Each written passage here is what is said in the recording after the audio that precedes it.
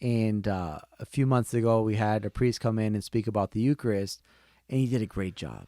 And you could just really see the young people just kind of soaking it up and thinking and discovering new aspects of the theology of the Eucharist and things that help us really live our life, our faith life, a lot better.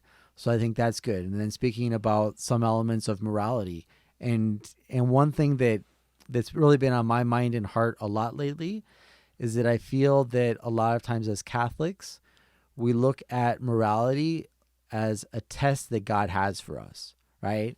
And we look at it as something very arbitrary. And, so just God came up with a set of rules and like, hopefully you can do these things so that you don't go to hell. And I'm convinced that that's not the right way to look at it. And so in my own preaching and speaking with people, one thing that I'm trying to bring across is that everything that God asks of us is for our good.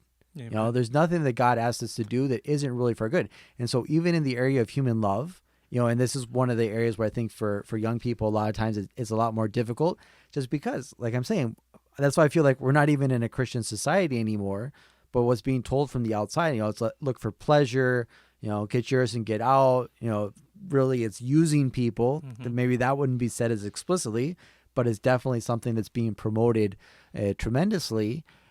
And then you look at, the Christian view of love, it's something that's very different. And in the end, it's much more fulfilling and it gives you joy and peace and hope.